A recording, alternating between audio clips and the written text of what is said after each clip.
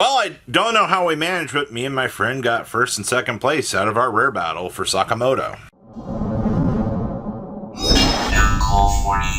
Alright, make sure you guys smash the little crap out of that subscribe button so you guys don't miss out on more awesome content. So, we had our rare battle for Sakamoto over the weekend here, and one of many, because these are now 8-man events, which is crazy.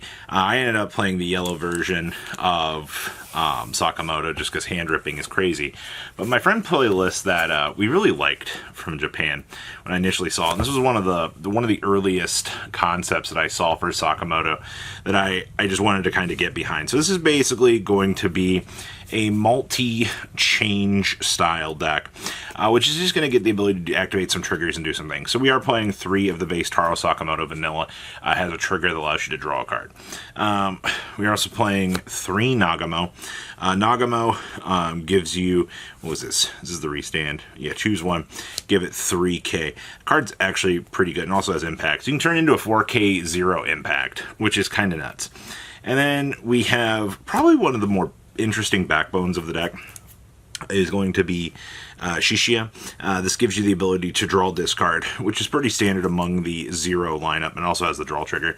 And one thing we're choosing to play was the Nullify Impactor. This was, so off of the list we saw in Japan, we saw they were testing one of this. I like the idea that I can call up a Nullify Impact as an extra option. You don't have any raid targets for this, it's just another draw trigger if you really need to see it. Now, we also have Taro Sakamoto himself, the one. This gives you the ability to look at top 3, place one of them in the sideline, and then place their mini cards at the top of the deck in any order. So you do get to see a lot of these Foolish Burial-esque cards within the game now, especially when you can dig into the deck, find something, kick it out, and kind of move on along with your day. And now this is probably one of the coolest cards in this deck. So this is very, very, very, very flavorful. So basically, since this guy was the Master of Disguise in the show, your cards with Raid can perform Raid on this character with their trigger abilities. So basically, if you add a Raid to your hand during your turn, you can Raid on top of this during the with the trigger ability, which is really, really cool. And this is also your active color trigger. We're also playing the energy generators. This gives you the additional energy, which is pretty cool. And then we have probably one of the more disgusting cards within this deck. This is a triple energy generator at the cost of sacrificing something from your hand, which is pretty cool. Now, I should mention that the gimmick of this deck is to use the extra draw mechanic of the game, which is kind of where we start getting some like the tech here. So we do play 2 copies. What was her name? Asagiri. So Asagiri says if you performed an extra draw, she gets 1,000. She's also a 2 base energy, which is kind of nice. Now, the fun stuff of the deck. So we are playing 4 Taro Sakamotos. Now Taro here says, hey, get to draw a card when played, and if on the front line we get to look at the top 5 cards of the deck, place 1 purple card, 2 or less required energy, into your side lane, and then place the remaining cards on the bottom of the deck, and activate the trigger ability on the card placed with this ability, which is really, really cool. I like that. And then we get probably one of the cooler little techs, the Raid for Nagamoro.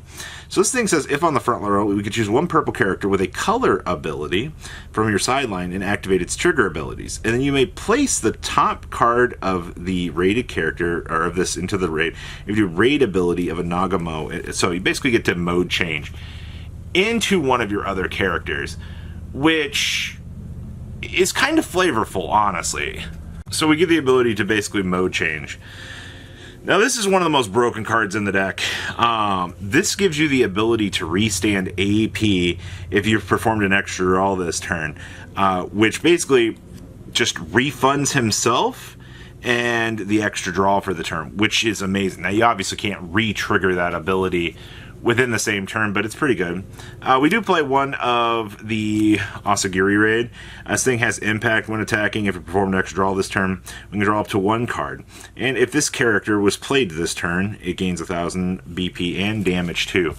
Which, I'm going to tell you, I've seen some of the other builds playing this. It's really cool. But you're only playing this because we can mode change into it. And honestly, that does have its merits where you're able to toggle into this and be able to do things. And then we're playing 2 of the Silent Assassin. This card is bonkers. I do want to go to 3 of this. This character can only be played on turn you perform an extra draw. Switch this character to active when played, and then choose up to 1 character in your opponent's front line or a site on your opponent's field and sideline it. That is amazing. Spot removal in a game like this is crazy. We also get 4 of our kill spells, which we have to choose one with 5k or less in the opponent's front row, place it on your opponent's choice, either on the top or the bottom of the deck. And if Nagamo is on the field, you get to bypass that. And then we have our AP restanders here, which there's not really a lot else to say about your choices within the deck. I think I think this card is mandatory. I was talking to another player and they were like telling me that they didn't need this. I was like, but that's the deck's gimmick. You know, you want to restand AP, you want to be able to generate advantage. I understand you can still make fields, and depending on the deck, you know, you've got different things that you can do.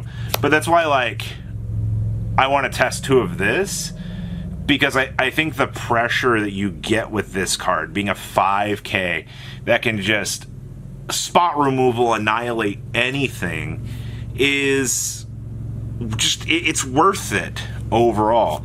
And I think it's very appropriate to have the lawnmower going in the background for this video because, you know, it's the order. You know, you're playing the deck that's meant to control things from the opponent, and obviously Nagamo is very, very, very strong at what he wants to do. So turn into anything, act as anybody, appropriately win the game. And of course, I think Taro Nakamoto, I think this is, between this and this, these 2 work wonderfully together in this style of deck. But like I said, I'm not going to do my profile. My build is as vanilla as it gets. It was the hybrid build. I managed to get 2nd place.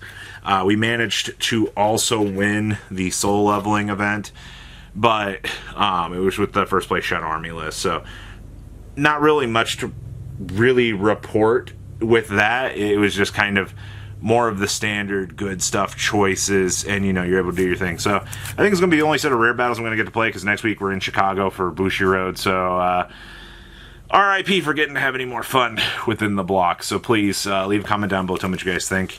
I did manage to, I need just 1 more of these, and we will be done with everything. We just got to get 1 more, not the gold. So close to being done with these. Holy crap. And, well, you guys have a good rest of your day, and stay safe out there, all right? Patrons! Thank you!